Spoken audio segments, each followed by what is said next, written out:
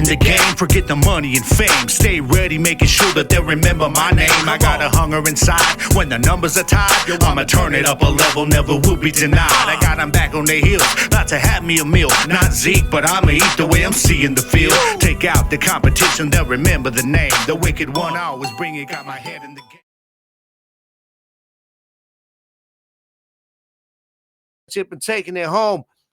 What is up, familia? Welcome to another episode of Gridiron Nation Podcast, baby. Yeah, man. What's up, everybody? Thank you for riding with me, vibing with me. I am feeling good. I'm feeling much better, man. I still got the little pain in my lungs, but that's going to linger because of my time with COVID some years back. But anyways, it don't matter, man. I'm feeling good, and I am chilling. I hope you guys are out there feeling good, living well, and most definitely living blessed, man. I am your host, Gabriel Garcia. Yeah, and y'all already understand that this is the podcast that is made for the average hardcore football fan, by the average hardcore football fan. Y'all already understand that's exactly what I am. What is up, familia? Hey, so check it out. What y'all think, man? The Super Bowl is set. It is set. It's ready to go. And damn. I know what you guys are thinking. Most of you are thinking like me, like, damn, these two teams, really? Really? Yeah, really. That's who got it done. And I called this one before the playoffs started. Okay. Chiefs and the 49ers. And I think most people were picking against the Chiefs, not because you see, y'all were picking with your heart. When I ask you, who do you think is going to win this game? That's not meaning I'm going to ask you, who do you want to win this game?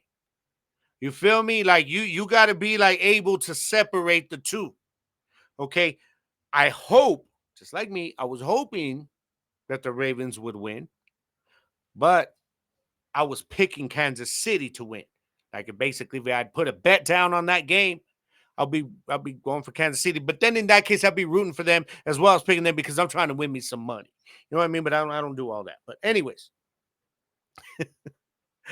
So all right. Now, real quick, I'm trying something new here, guys. I've got my thing recording the video here, okay? And I am trying to just figure this out. All right. I'm trying to figure this out a little bit because I'm recording this, but I'm also recording the video. You know what I mean? So it's going to be like, you're going to be seeing different things. Like, see, I just popped up the logo right there. This side, that side. There we go. And so I'm going to be recording this every week. And then hopefully by Thursday or Friday, I'll have the video version up. But hopefully most of you will listen to the audio. And if you want to see me just looking stupid, then that's fine too. Okay? With all little graphics and things I put up on. But anyways, so back to the Super Bowl. We're going to get into that, man. We'll get into the conference championships and how they went down today. Talk a little bit about next week's teams. I'm not going to pick my game. I'm not going to pick it yet. Okay, I need these teams to practice. I need to see what's going on. And I'm still dealing with disappointment right now because it's freaking Patrick Mahomes, so I don't want to see win anything else. But there's a very good chance that he does. Against the 49ers, who I don't want to see win a damn thing. I don't want them getting 6 before my freaking beloved Cowboys. Nah. But it's a very strong possibility, y'all, that that's about to happen, man. So we'll get into it a little bit, but I'll give you guys my prediction next week. But we'll talk about the two a little bit. Also, I want to get into the coaching carousel. Coaching's just been going crazy right now. Guys are getting hired. There's coordinators changing out. So I'm going to give you guys a rundown about all the main key kind of head coaching hires and the coordinator hires, man. And I got one that I want to laugh at, Philly fans. Yeah, this is going to be good. But also, I got a big social media segment this week. I ran it over a couple weeks, man. Been asking all kinds of people. I want to know if you could spend a day with any famous person, dead or alive, historical or current, doesn't matter, famous person. You know, I want to know who would it be and why. And we all have our different reasons for different picks. But I'm going to read you guys off what I got off of social media, also for some people that I asked directly, and just have some fun with it, man. You know me, I love doing these fun off-topic segments. All right, so that's what we got on the roster for today. And also, I'll be ending it, by dropping a nice positive message at the end of the show. So that's what I got for you guys, man. But I am sitting here in my studio right now, and I am about to put on. I'm actually They're joining it on my freaking YouTube TV. I got the what am I looking at tonight? I got the North Carolina game on right now against Georgia Tech. My Tar Heels, number 3 in the nation, 17-3, 9-0 in the ACC right now. They are up 28-22 against Georgia Tech right now. So hopefully it's a game that the Tar Heels should pull out tonight. But I'll keep y'all posted as we're going on. All right. And also, any Aggie fans out there, I know we're struggling a bit. Our squad, I told y'all this was coming. I'm thinking they can get it together. The chemistry, they're competing. But, next year is really the year that I expect the Aggies, NMSU Aggies basketball team to be back up there, especially in Conference USA. So just I had to throw that in there, man. Still show some support for my NMSU Aggies, man. See if they can kind of maybe find a little hot streak here as this season goes on, man. But so that's what we got on the lineup today, man. And also, guys, this week, and I believe it just started, man. The Senior Bowl. Senior Bowl went down and started today. We're talking about, guys like Bo Nix and Penix Jr. They're trying to up their draft stock, for the Senior Bowl. And we're going to see how that goes, man. But they've had started the practices, today. And just a few of the standouts that are being named that looked really good in the first practice. Lad McConkey, wide receiver out of Georgia. Tyler Guyton, offensive tackle out of Oklahoma. Chris Braswell, the edge out of Alabama, edge rusher. And Laiatu Latu, edge rusher from UCLA. These are guys that are stood out in this first one. And also Latu, that doesn't surprise me. All right, but Michael Penix Jr., apparently he's already showing that arm strength in the first practice, man. That arm strength that we've been seeing it all year. And Bo Nix looked very solid today.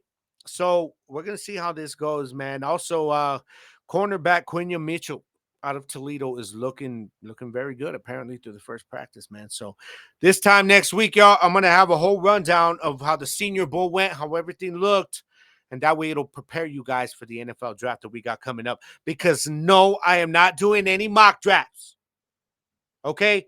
No. I don't like mock drafts. I'm sorry. They're pointless. They're useless. I mean, why do you show them to people? If you want to see, there's only one thing that a mock draft is good for. Okay? And that's like you do some mock drafts and you kind of put them aside just for yourself. And that way when the draft comes, you're like, you see what you hit on. You know what I mean? Let's see how if I was right about this dude, like thinking the way everybody else does, if they were thinking the same way. I don't know. That's all it's good for. Mock drafts, y'all, are absolutely pointless. And all these dudes out here, like a ESPN, all these talking heads, you're going to see Andy Katz coming up pretty soon. All these guys are going to be dropping their mock drafts, and they're going to drop about 577 of them each between now and the NFL draft. You're going to see it. You're going to see all these stupid things, mock drafts coming up. Oh, we got a mock draft coming up. Oh, pretty soon, so-and-so's mock draft. I don't care. Mock drafts are nothing. It's like my opinion of telling you this is who I think is going where. I mean, that's fun, okay, if you want to look at them. But when you're getting it from ESPN experts, it's like, okay, y'all done put 20 of these things. It's fun if you do like 1 or 2 of them, maybe 3, and see how you hit. But if you're doing like 20 mock drafts, and you're putting in ESPN's trying to push it, I'm like, man, I'm sorry, dog. So which one is it? All right. Is this fool going in the top 10 or is it going in the 3rd round? Because you done picked different times. Are they drafting an offensive lineman or one of the other freaking 17 positions that you put? I had to get that out of the way. Okay. I had to get that out the way. I'm sorry. But no mock drafts. Okay. Cheers, by the way. Yeah, let's get it on, baby. It's time to start talking about the good stuff right now. Yeah, that's right. The AFC Championship took place this past Sunday. Started off, man. We started off the day ready for Championship Sunday. We're as football fans, even if our team's not in it, we're like, all right, cool. Let's see how it goes. I know everybody was all about, Baltimore Ravens. And I've been singing their praises too, and Lamar. But I did pick the Chiefs to make the Super Bowl. I will remind you guys. At least I was right about that. Actually, I went 2-0 this week while most of y'all were 0-2 because you're picking with your heart. All right, but everybody wanted the Ravens. I just had a feeling, man.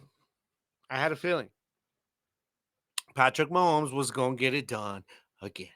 Hell, Kelsey stepped up too, man. Damn, Travis Kelsey. Like, what did this dude had? Like 10 catches by halftime or some shit like that. Maybe it was by like the third quarter, something like that. But Travis Kelsey ended the day with 11 catches, 116 yards, man. He averaged 10 yards a catch, y'all. One touchdown. Okay, he did break one for 21. But Patrick Mahomes, man, 30 of 39. And he started this with like 10 straight completions. It's a hell of a game for Patrick Mahomes. No doubt. No doubt. Much respect to the best quarterback in the NFL. Okay. He is right now. He's the Michael Jordan. Has a chance to be the Michael Jordan of this generation's NFL. And what I mean by that is if this dude wins a Super Bowl again, like you're like, damn, all this dude does is just keep freaking great players from winning Super Bowls. You know, McCaffrey's there now.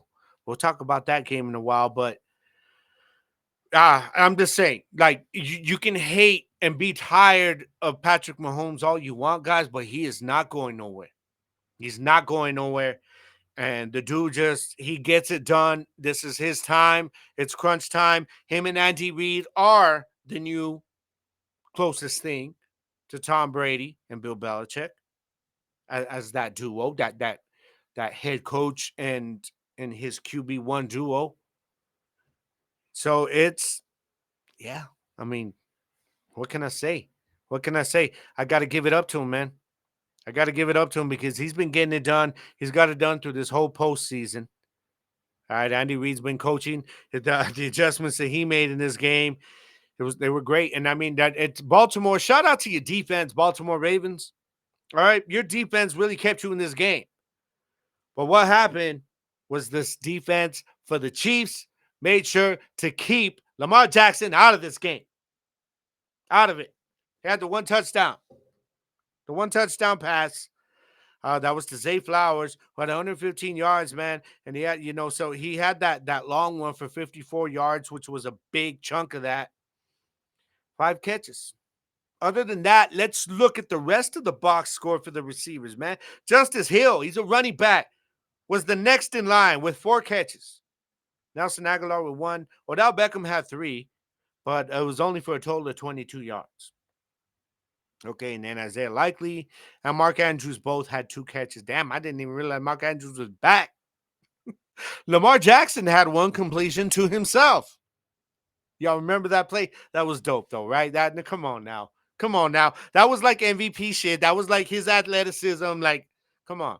Don't hate on Lamar. That was a dope play. The way he was able to stay concentrated on that ball and focus on it, man. And he turned it into a first down, into a big gain. So it was nice, man. And Rashad Bateman, 1 catch for 2 yards. And it's sad because I remember that catch, and it wasn't memorable. What the hell? I remember the catch, but it wasn't memorable. Apparently it was, Vato. But so I don't know, man. Like they other than Zay Flowers, there was nobody that had a big game. And Zay Flowers, it was just that big chunk.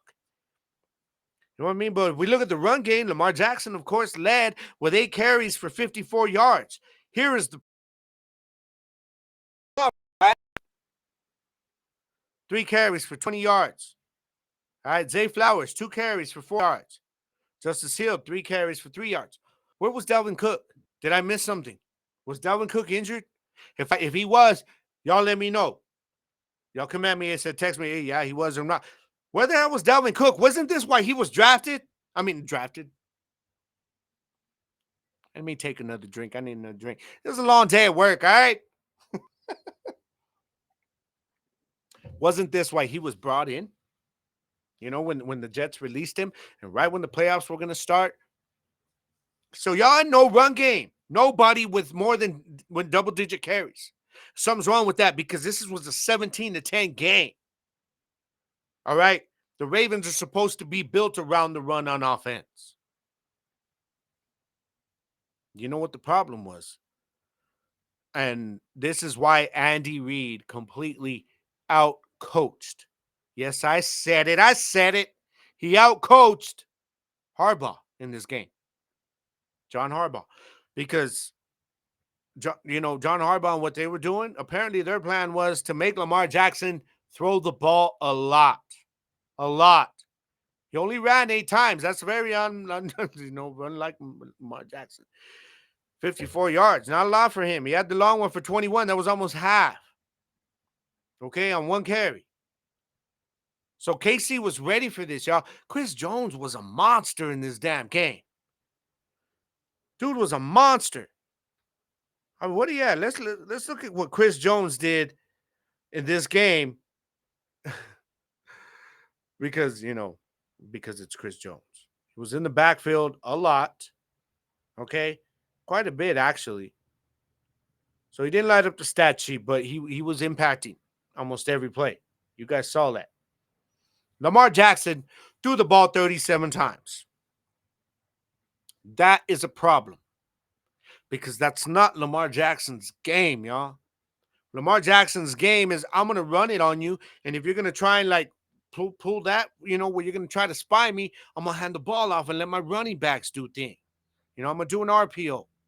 My running backs are going to work you. And when y'all start coming up because you don't know which one of us is going to run the ball, then that's when I hit you. Hit you with single coverage to Zay Flowers or Odell Beckham, and I kill you for a big gain. That is the extent of the impact, maybe, of Lamar Jackson's pass game. Okay? But when you're making him throw the ball 37 times and you're not getting blown out, then that's a coaching issue. That's a coaching issue. That's all I'm saying. 37 times, 17 incompletions. Ain't going to work. 1 touchdown, 1 interception. This is your MVP. Dak Prescott for MVP. He's a finalist, and he deserves it. Anyways. So, yeah, man, I did not like that. I did not like to see Lamar Jackson trying to throw. And I know what they're trying to do. They're trying to get him to lay off the run. But you know what? That Kansas City secondary really stepped up in this game. They did a damn good job. And I really feel that the Ravens defense played well. Kansas City's just played better. And it was a matter of experience here because Patrick Mahomes was not shook in the moment. He was making all the right decisions. And then he was getting out. He was scrambling a lot, man, and he was extending plays. And it's got to be so damn annoying when you're playing against Patrick Mahomes. If you're a pass rusher, it has to be so damn annoying because he's elusive. He gets out of those sacks, man, and then he's hitting Travis Kelce, who's diving for a first down, and it's crazy. It was crazy, man. But well done to the Kansas City Chiefs, I guess. Had a feeling they'd be here, man. I really did. So Patrick Mahomes has a good opportunity now. But man, he's taking on another juggernaut. And when I'm talking about juggernaut, they may not be this big offensive juggernaut, the 49ers, but as a complete team, they are elite. They are elite. And I don't know, man. I feel like the 49ers, man, if they're going to win this game, I don't know. They're going to have to run the ball. And that's going to be tough. But we ain't there yet. I'm getting ahead of myself.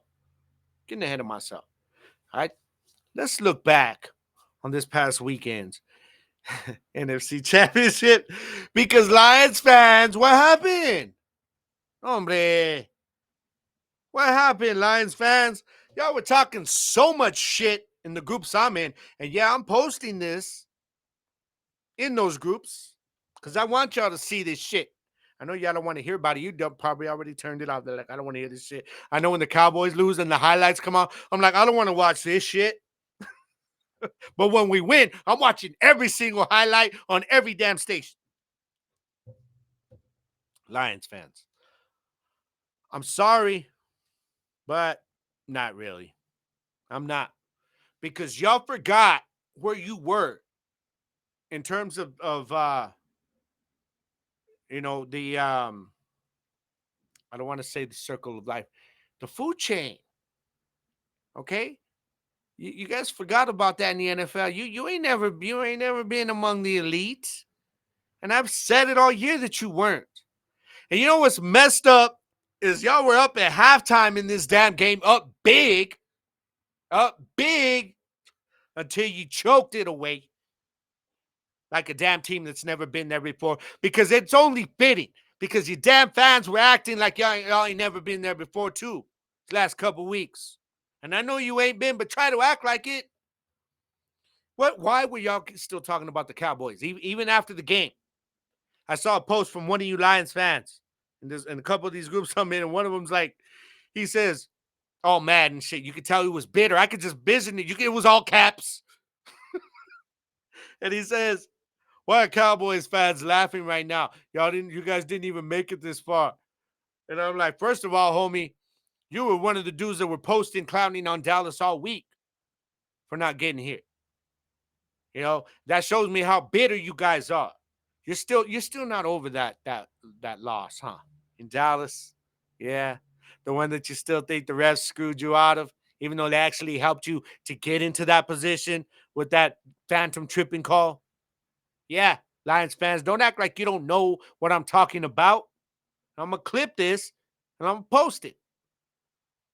Lock it in. So I'm going to talk my shit because some of y'all were trolling.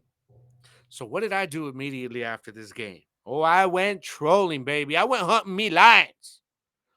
Little cowardly ass lions. Y'all like that little freaking meme I put up that I made?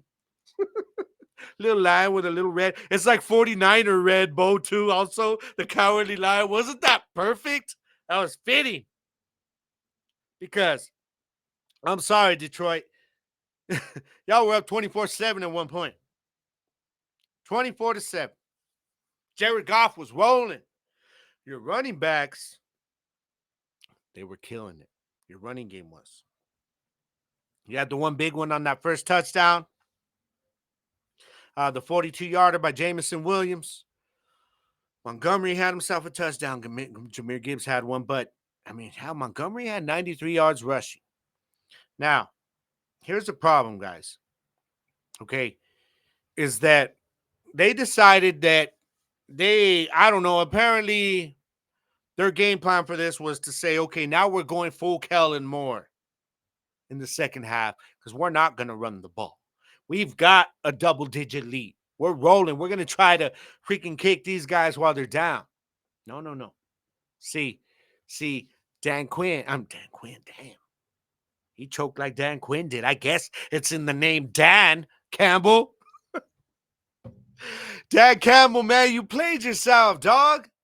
Oh, man, I like you, dude. And y'all have said, you guys agree with me. I've said this all freaking, season. Love Dan Campbell. What the culture he's brought to Detroit is, he's got them excited about football again. Actually, they got excited with the USFL last year, but he's gotten them excited about Lions football again. Since the Stafford, since the trade, this is the first time that they were actually good. It's been a while, hasn't it, Lions fans? Well, you guys, I was seeing y'all posting at halftime. Hell, I'm looking at pictures. They're showing video on TV of the fans like, yeah. And the stands like, what? Lions, baby, Lions. Rah, rah. I'm trying to roar like a damn lion. And then what happened? You guys got a little too cocky, didn't you? Everybody's like, oh, game's over. Game's over. I was like, Halftime, I said, nope. Still a lot of game left, man. Still a lot of football left to play. I was not ready to bury the Niners yet because I know what kind of team this is now. I get it. I've said this before because the statistics show that under Shanahan, His team is not built to come back. Okay. But what the Niners did was they made adjustments, man. And they came back on you freaking choking ass Lions. And it was beautiful. I know, Cowboys fans, don't be mad at me. Okay. But I'm sorry. These Lions fans, they got way like out of their freaking, out of their comfort zone. They were out of their lane this whole second half of the season, acting like they're an elite damn team. I told y'all, yeah, they were good. They were better than last year, but they're not elite.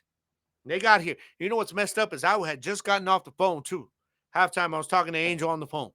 I was like, you know what? You were right, bro. You're right about this team. And then, the football gods were like, no, no, no, hold up, dog. Hold up. That was just the first half. Watch this, homie. And they proceeded to basically allow the Lions that I know and love, like from last year in the 0-16 year, into the locker room at halftime and let them out onto the field. And the rest is history because the 49ers came back on that ass. They made their adjustments. And bottom line is, Dan Campbell, you and your staff did not. You did not. Okay? You're trying to pass the ball. This team is coming back on you. Why are you passing the ball, first of all? Your running backs are killing it. Your running game's dominating. You have a massive lead. Just keep running the ball, running clock, man. Instead, y'all want to come out throwing. And Niners are ready. Niners were ready. And so Dan Campbell had an opportunity to say, all right, let me dial that back and just start running the ball. I don't care. If we have to punt, we're going to run clock still. Mm-mm. It was on, what was it, 8 minutes left in the damn third quarter when the 49ers tied the damn game. Nah, no excuse for that shit. You say what you want about my Cowboys, Lions fans, but at least, we choked it away in the first half. The second half, we started trying to come back, but it wasn't there. It was just too far. What y'all did was y'all built up a lead, and then you were like, all right, second half, now we're going to choke. Now let's choke this shit away. That's exactly what you did because the inexperience showed. The Niners have been here. They've been in the playoffs under Shanahan so many times. Okay? And the Lions, on the other hand, were in a situation they were not used to. And they did not know what to do. The coaching staff was outcoached in the second half because they could not make the adjustments that they needed to do. They got one touchdown in the second half as compared to the 24 points in the first half. Yeah, that was it. 49ers, man. All I got to say is, well done, Shanahan. All you and your guys there. Because Shanahan, he was not a big part of his team losing this game, kind of like Dan Campbell was. Like I told you guys, I like Dan Campbell and I like what he's doing there, but this is going to teach him the hard way. His aggressiveness is fitting for the regular season, but in the postseason, when you get this far, NFC Championship, dog, like you understand, Lions fans, okay? Lions fans, you guys get it. This y'all never been here. So, you understand how hard it is to get here. Well, the fact that when you get this far, that tells you the difficulty level that it is to get here every year. That tells you take the points, especially when you're ahead. Much less when you're down 3. Like what was your coach thinking, man? And I put it out there. This is what happened against the Cowboys. There was like twice y'all were in the red zone. Had a chip shot field goal early in the game, first half. Now he went for it on fourth. Dallas shut you down. You get no points. That was 6 points left on the board in the first half. He did it again in the second half. It's another 3 points. So that cost y'all. That game and this game. Now, the ones I was talking about, the examples, was the Cowboys game. Okay, this one, we all know. The big one, I mean, when you're up big, dog, just extend your lead. Extend it. Take points. You're not like on a comeback trail where you need the touchdown. No. And I get it. You want to say, oh, I believe in my guys. That's fine. But, and he says, he goes, I gambled and I lost. Well, dog, you know what's messed up is that all those players that played their asses off for you to get here, your gamble cost them also. So let's be real. Just be real. You know, love you, Dan Campbell, but you learned it the hard way. And I got to give him one piece of credit is that they said that after the game, he straight up told the team, this could be our last shot. We might not ever be here again. Probably our last shot. Because he understands the difficulty of getting here. And maybe that's why he was like, I'm just going all in. I'm not, maybe he vowed to not kick a field goal. I don't know up to that point, but another field goal, I don't know. It was weird to me. But hey, it cost him in the end. San Francisco made the adjustments and they weren't countered properly and they came back and they won this game. So shout out to the San Francisco 49ers. I did not want y'all to win at first. But then these Lions fans, I'm sorry, they had to be brought back down to earth, y'all. They had to be reminded of where they stand. All right? Get your asses back into the cesspool and the cesspit that is a losing franchise and leave us alone. Much respect to the Lions for the season that you guys had. And I mean that. I mean that. Come on, I do. All right? Much respect. Now, let's look ahead at the two teams that will be playing in this Super Bowl, man. Yeah. I mean, what? Kansas City Chiefs at San Francisco 49ers. When you're somebody like me who does not want to see Patrick Mahomes win, I don't like the 49ers. What do you do? Now, there's only one reason that I could ever maybe go for the Niners in this game, and I'm not saying who I'm rooting for. I got no rooting interest in this game, and I'm not rooting for anybody. I might end up rooting for somebody as the game's going on. Sometimes that happens, weird like that. Y'all know what I mean? Because I know every one of you's done that. But Kansas City, I'm like, okay, maybe I could root for them because I don't want the Niners getting to 6 Super Bowls before the Cowboys. I don't. I don't. I don't like the Eagles. That's like my pecking order of teams I do not like. There's the Eagles, and then there's a big drop, and then it's the 49ers. The Steelers right behind them. Okay? Sorry, Endo.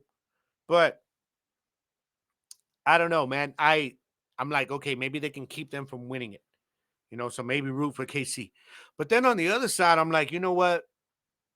My brother, Rodolfo Bobo. You guys know him. Yeah, I've told you guys about him. He's been in the chats, everything. We have been giving each other shit for decades. Okay, since I was younger, man, about these two teams. And it's always been love. Sometimes it got a little bit passionate when we were younger, and but either way, that's my brother. That's his squad, man. He is not, guys, it's been 1 year longer since he's watched his team win a Super Bowl. 1 year longer than me, than I've been able to watch my team win a Super Bowl. So I'm like, well, we're getting older, man. It's a little more mature. We have a little more fun about it, but it's all good. We laugh about it all. And now I'm like, well, maybe since my squad isn't gonna do it this year, and his squad's in position to, I wouldn't be mad if I got to see my brother that happy again, to see his team win one more Super Bowl. I mean, maybe it will be the last, maybe not, but at least one more. Because that's what I say. Like I tell Bets, before I die, oh God, I just want to see my Cowboys win one more. Just one more. I saw the 3 in the 90s, but now I'm older, and I've got a different type of appreciation for the game. I was just as hardcore fan then, but I was young. I was a kid in high school. I was playing ball. It was a little different. And so I know how that feels, like what it would mean to me. And I know that's what it would mean to my brother Bobo.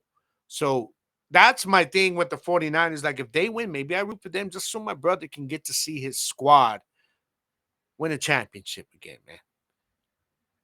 I don't know. I've got no rooting interest here, but if I chose one side or the other, I've got a reason. I might just let it play out and say, well, whatever, with whoever wins. But It's going to be a good one, guys. It's going to be a good one, and we will touch on it next week. Since we got this coming week off, we got the Pro Bowl coming up. We'll touch on it next week, guys, and we'll be able to. I'll be able to give you my predictions. Maybe I'll go live. I don't know. I don't know. We'll see. But we'll see. I don't know. It's just because I don't. It's just sometimes it's a little difficult to, and I got to pick up my daughter, and I got to get home. I got to get everything ready. We'll see. We'll see. But I probably will. I probably will.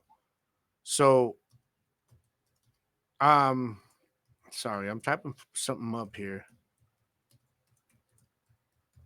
Okay. Something I wanted to talk about, guys. But we'll talk about it next week, though. Okay, the Super Bowl matchup. We'll get more into it, but it's going to be a very intriguing matchup.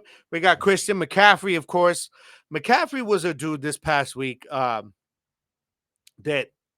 he was running hard, Joe. We all saw that.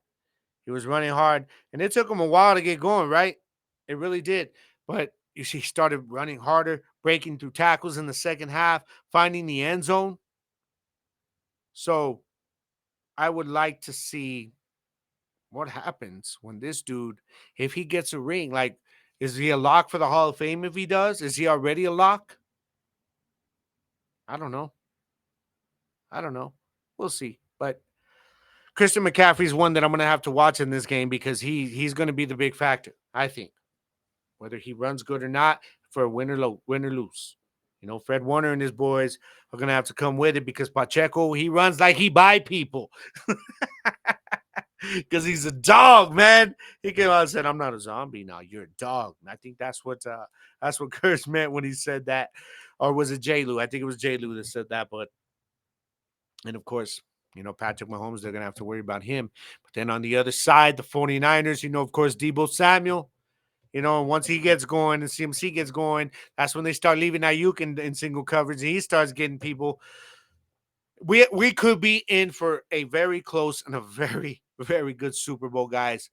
But we'll touch on it next week, man, because I am going to go live next week, and I want to get y'all's opinions, all right? So y'all be ready for that next week, man. But real quick, I wanted to inform you guys, if you're from right here in New Mexico, there is a co-ed. I believe is it 11 or 10 and under flag football team. And I think they're from up in Albuquerque. Could be wrong. I saw the report, but they're called the New Mexico Raiders, y'all. And they have made it to the Nationals for the NFL Flag Football Championship. And it's going to go over from the 1st through the 4th. And it's going to be in Orlando during Pro Bowl week. And they're going to have a chance, man, to bring a championship back home to New Mexico, flag football championship. So much respect to the New Mexico Raiders and to these kids, man. I saw a video on them. Y'all can look it up. Maybe I'll actually post it in a while after the show, after I'm done. But I'm real happy about this because it's flag football, man. These kids, it's something they have fun doing. And the coaches, when you see in the news report, they're actually saying, of course, we're stressing that we got to be focused, this and this, but the number one thing we're stressing is to have fun because that's why these kids are there.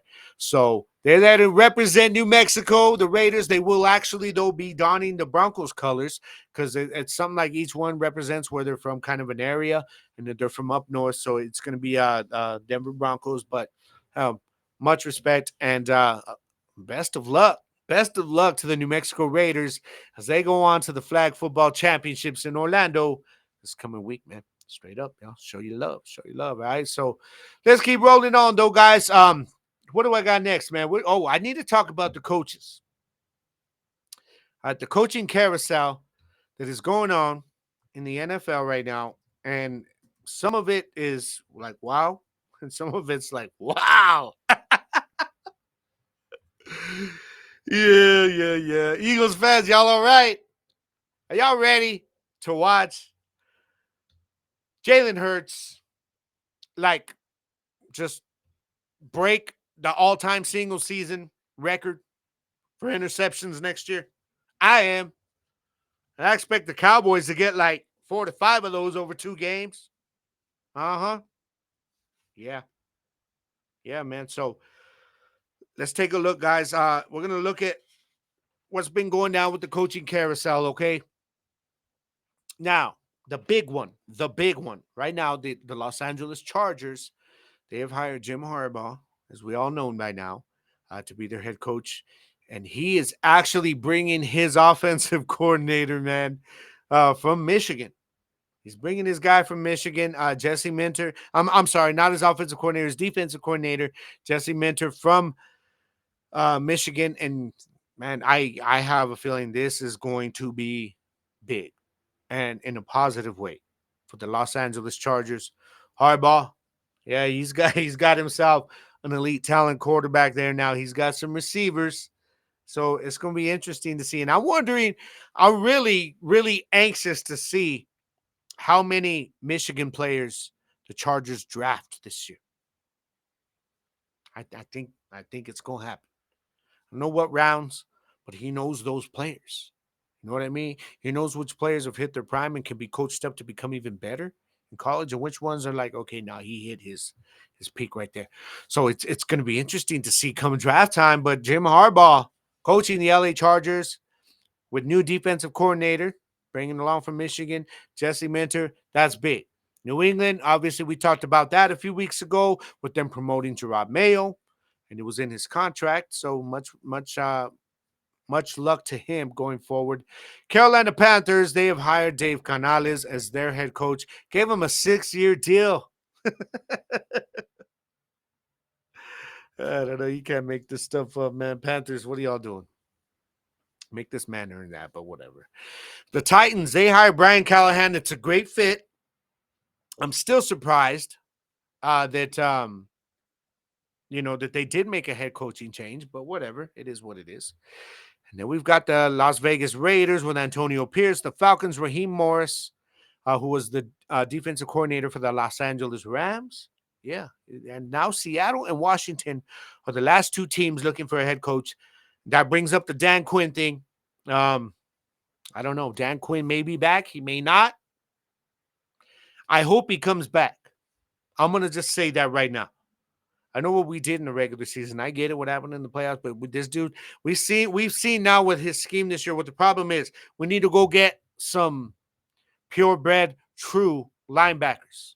Okay, I like the whole safety thing and hard hitters, but and bringing them forward. But let's just go get us some linebackers, Dan. Come on. If he does leave, it will likely be for Seattle, but he does have a second interview with Washington this week.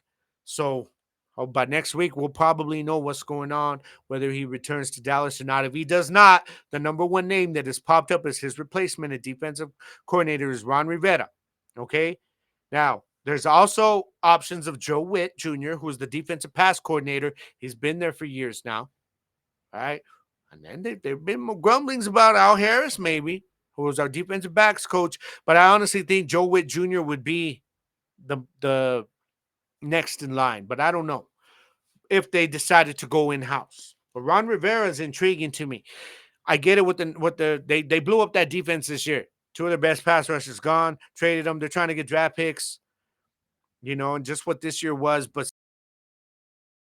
some guys are better coordinators trying to call the defense or offense. It's a little more difficult, especially when you're game planning for the week. But I think Ron Rivera would be a good fit, at least if Dan Quinn's not there, because he doesn't have to build a defense. He's already got the talent there. Just plug in some gaps.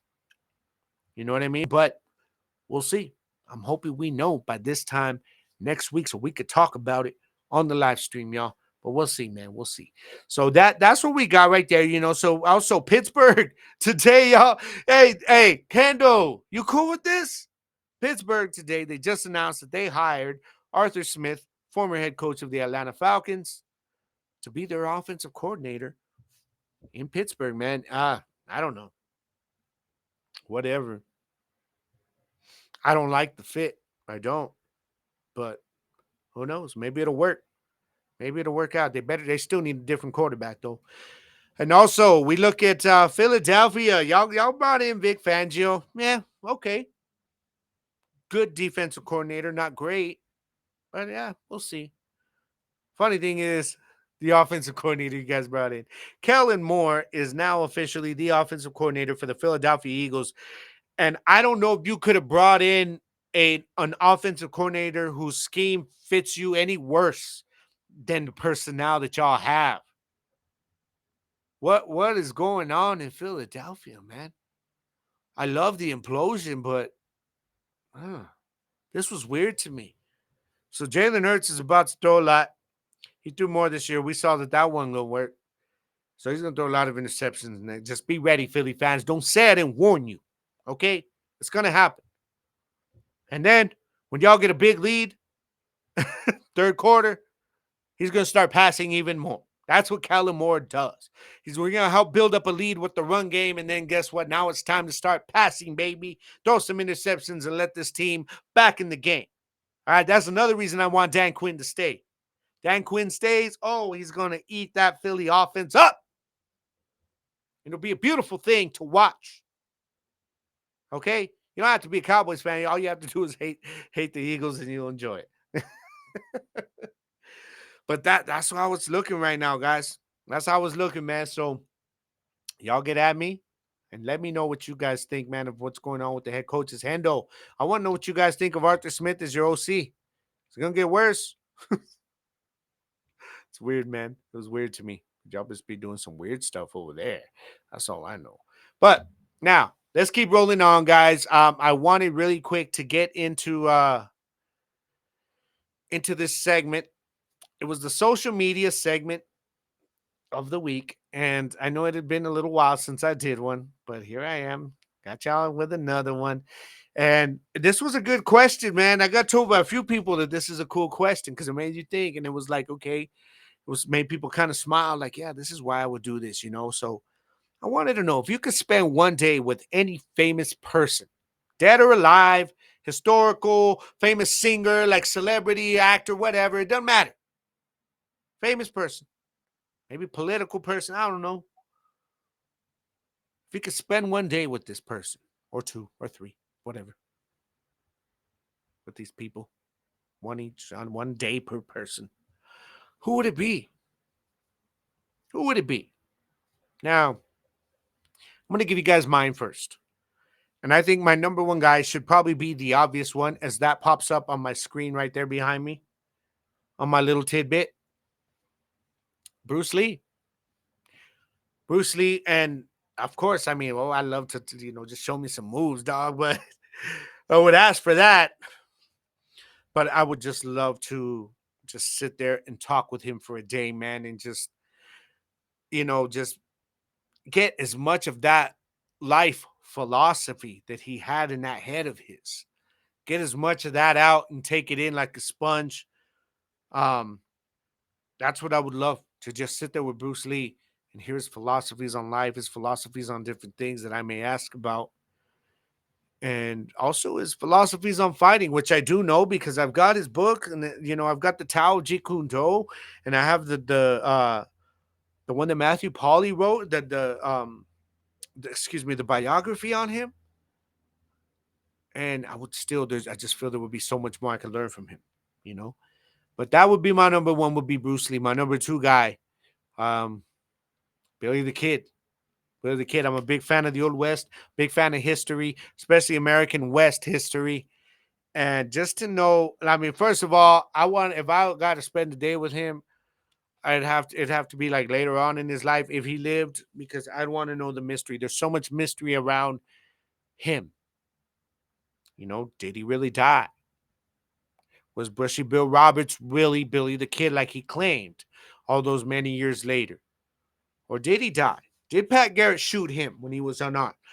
And even just to know what it was like to ride with him for a day, ride the trail with Billy the Kid, man, and he was very loyal to his friends. As all reports go from people who knew him back then, he was very completely loyal to his friends, to the point that, like the regulators, like the Lincoln County War, he'd go to lengths to he'd kill for you. They did you wrong.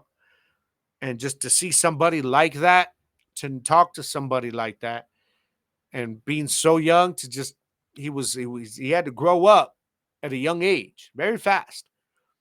So it would just be interesting to me just to know the character, the person, who there's so much mystery shrouded around, man. But that's a big one for me. And the third person for me would be Rakim, man. The God MC, Rakim Allah from Eric B and Rakim. Yeah. My number one all time. I see this is a difference how I tell you guys I separate my favorite from who I think is the best. It's kind of like sports when you know you have your favorite team, but you know they're not the best team in the league. It's like that. So while Pac is my all-time favorite, and I almost picked him, he's a close one. Maybe like a 3B, but Rakim to me is the greatest rapper of all time. The impact he had still has an impact today because songwriters, rhyme writers, still try to emulate the bar structure that he had. And I've read his book, and it is just so good. I'm gonna start it again actually pretty soon because he talks so much about his life in music and his ideologies in music and the way he would hear music, the way his mind would process music, and the way his bar structure, where he got all that from, man, with the 16 dots. And it's just so intriguing to me. One of the greatest lyricists and wordplay artists of all time, greatest rapper of all time, in my opinion, Rakim.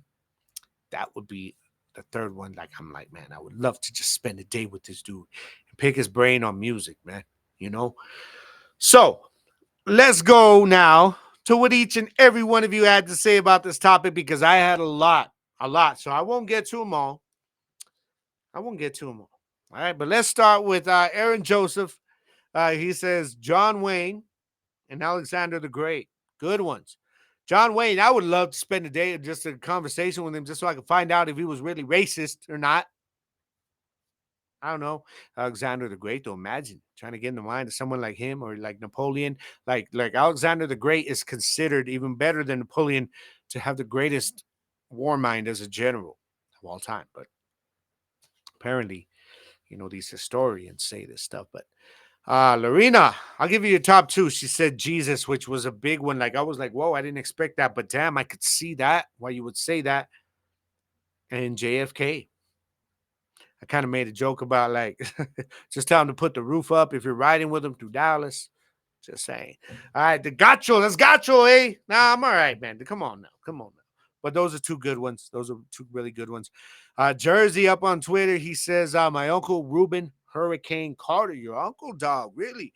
Hurricane Carter, man. I didn't, man, the story of him, it's so tragic, but also uplifting, because he rose from those ashes and I need to read his book. I've never read his book. If you've read his book, let me know. Let me know what it is, how it is, man, because I would love to definitely read that, learn a little more about Reuben Hurricane Carter. But that's a good one right there, Jersey. And JP, I like JP's, especially the first one he gave me.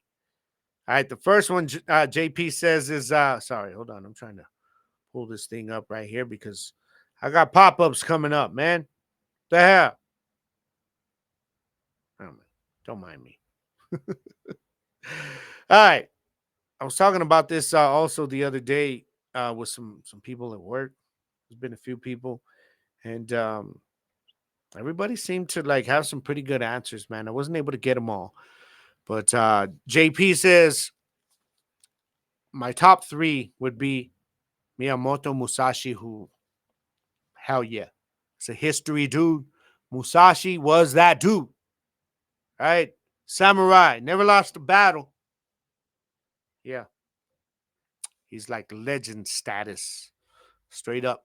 And then he says Ryan Reynolds. And he told me today, he goes, because I know I'll be laughing my ass off the whole day. You're absolutely right, dude. Especially because he's got dry humor like you.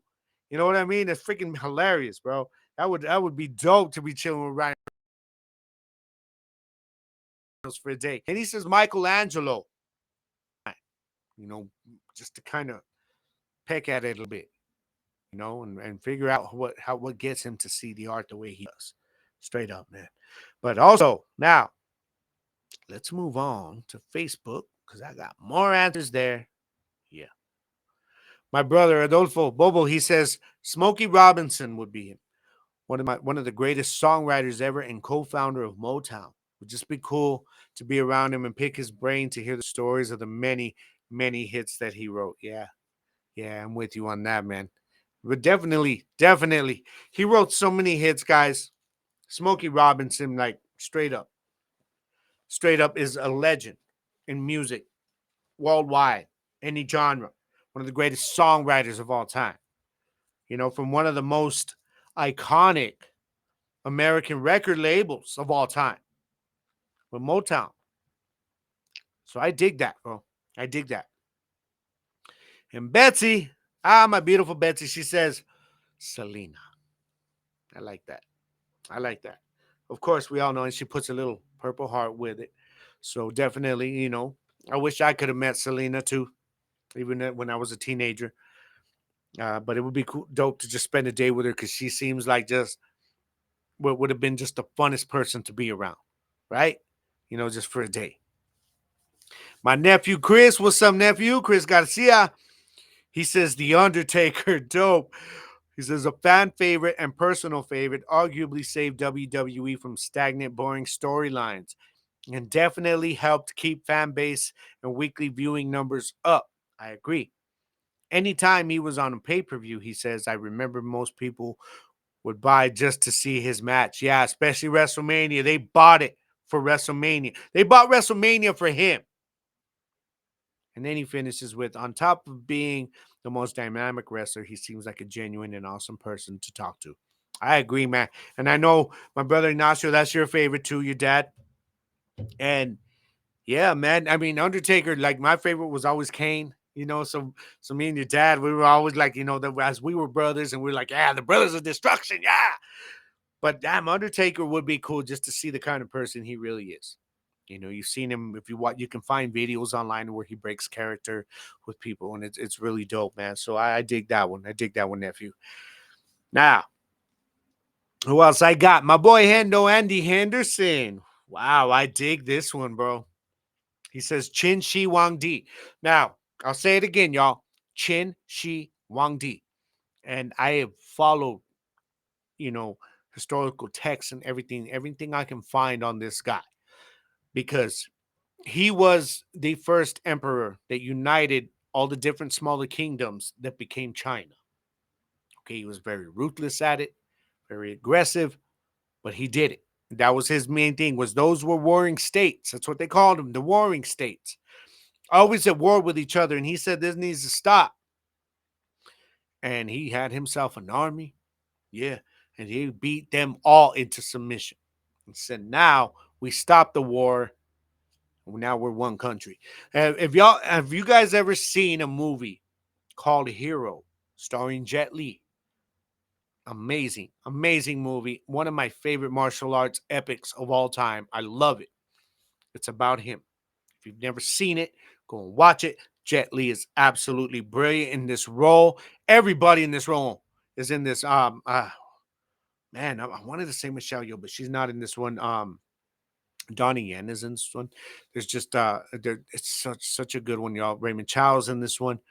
Go watch it if you haven't. But it's about him. It's about Qin Shi Huangdi and how he an assassin is sent to take him out, and the assassin like ends up saying no. When he has the chance to, he's right there and he doesn't do it, because after having a conversation with the emperor, he realizes that okay, his vision, the bigger picture, is actually a good thing and what we need. So y'all check it out. But I love that one, Andy. Hendo, I dig that one. Definitely a good one. My good friend Miss April Tovar, she says Albert Einstein. I know she's always been intrigued with Albert Einstein. She says some interesting conversations that would probably go over my head. That makes two of us, girl, but you'd probably get him a lot more than me. You're a lot smarter than I am, but that's a good one. And I heard that from a few people at work as well. So that one was good. Uh, Gabriel Cosme Ramirez, he says Abe Lincoln. My mind would be blown. That's all he says. I even thought of Abe Lincoln too, man. I think he would be one that would be very interesting just to talk to for a day. You know what I mean? To see what the way he thought, man, and everything, and his beliefs and stuff. My boy Richard Downs. Yeah, I like yours, man. I like yours. We're gonna end it with you. He says, Alfred the Great. Damn, I don't know why I didn't think of that one. Doc Holliday, dig that, and Prince. Prince, to me, the greatest musician / songwriter, everything performer of all time. My opinion. Yeah, that's it. So I can see that, why you got that. Doc Holliday, yeah. Wouldn't it be intriguing just to, when you hear reports of what he was like? Just to have a conversation with him. He was very witty, very clever. Yeah. Plus, I'd tell him, hey, can you give us an exhibition with the guns? I want to see if what they say about you is true. Okay. Now, the other one that he said was Alfred the Great. And Alfred the Great is considered arguably the greatest ruler, during those British kingdoms and stuff, during those times, maybe in history. Edward, his son Edward is actually the first, or is his son or his grandson that was the first to actually unite the lands into one England. But Alfred's dream is what kick-started it all. If it wasn't for the Vikings that he was battling, it probably would have come along in his lifetime.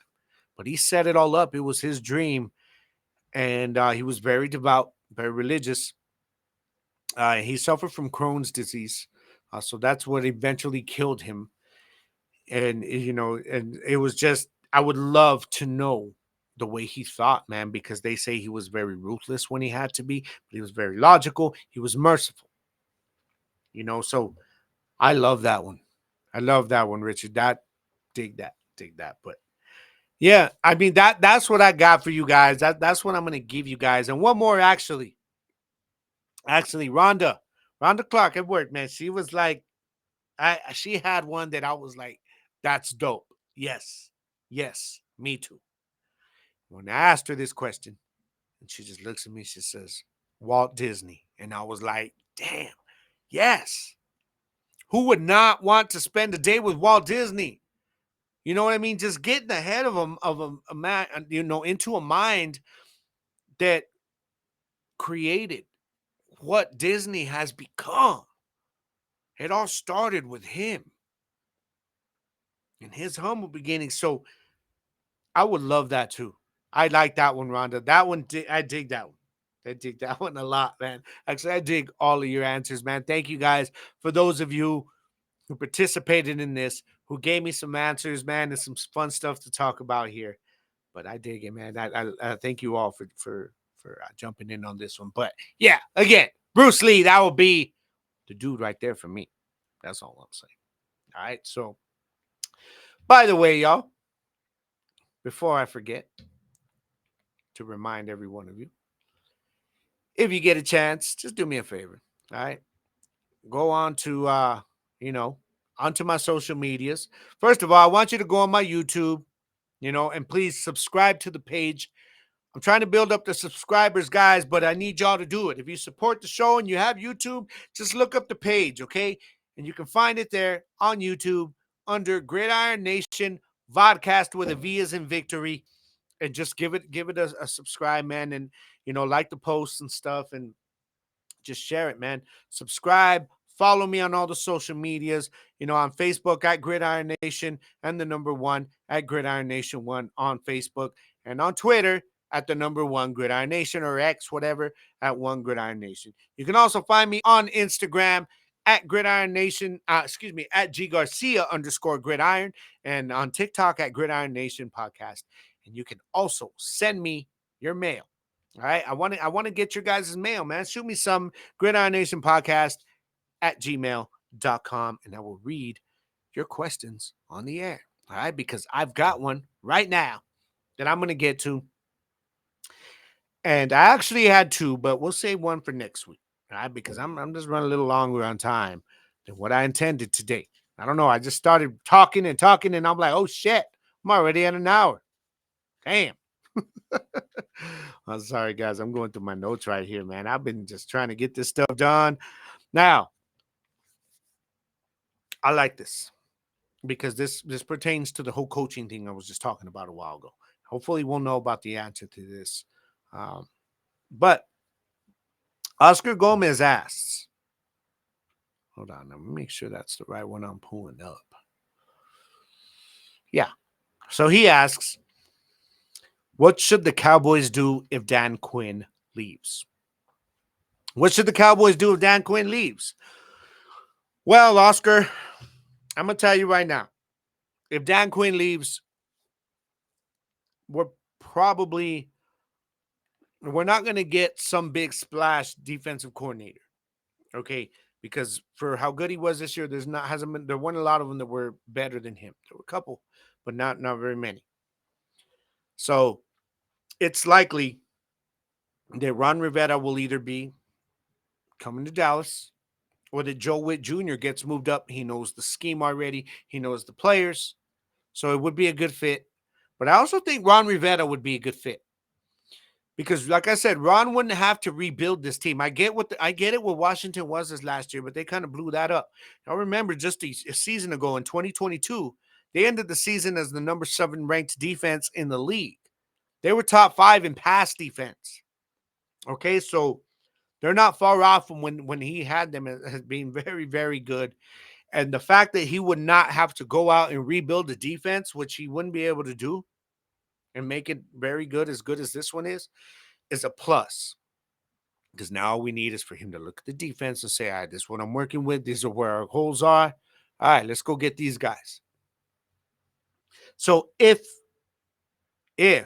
Dan Quinn heads over to Seattle or Washington, which would be ironic, right? Like if he went to Washington and then we brought in Ron Rivera, that'd be some funny shit, straight up. But that's who I would expect would be Ron Rivera. Now, if he didn't take the job or that Dallas didn't want him, I think Joe Witt Jr., maybe he would be the one that Dallas is like, let's just move him up. And I would be cool with that too. Him or Ron Rivera, I will be cool with. Al Harris, I don't know yet.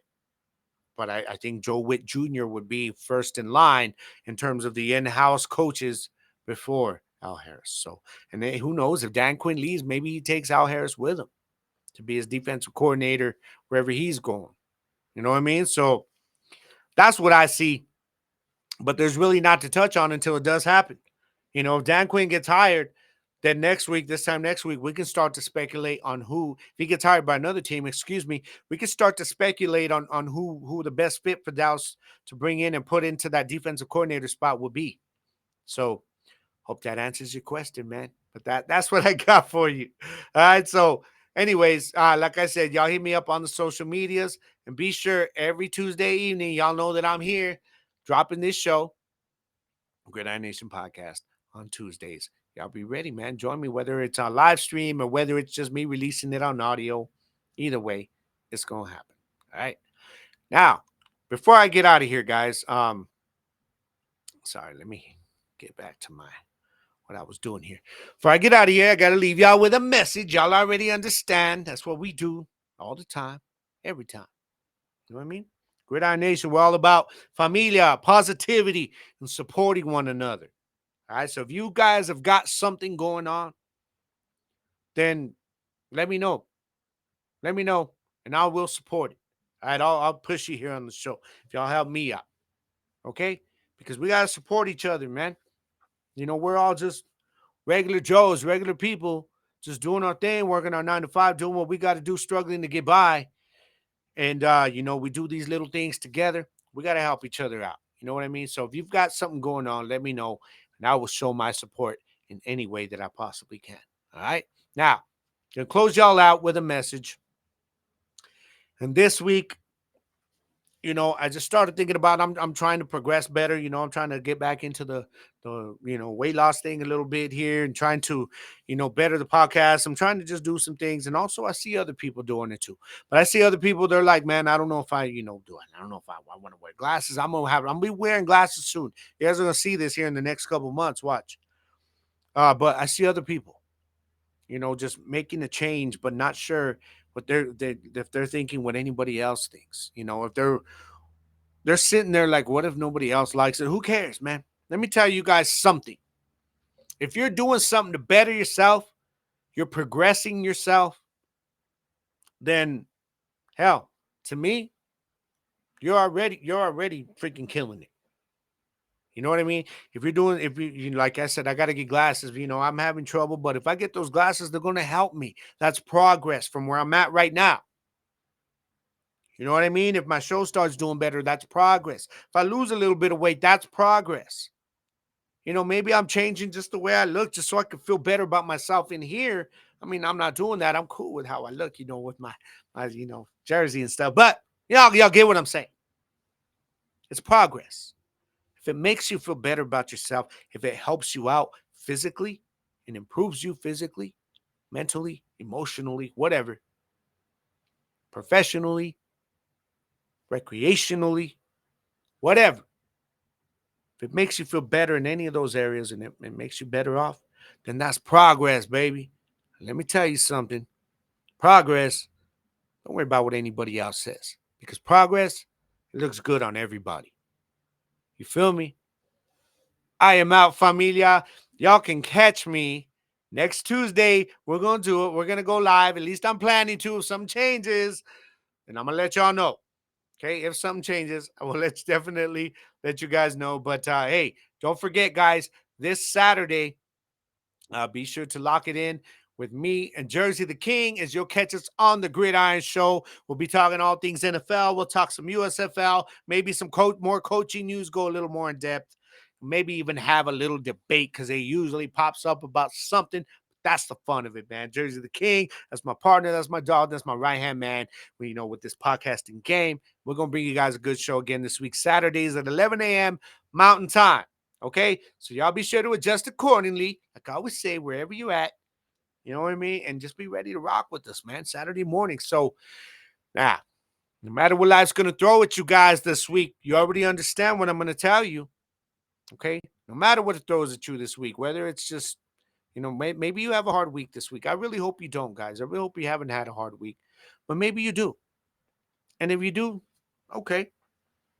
Once you get back up, brush yourself off, straighten your cap a little bit like that. Yeah.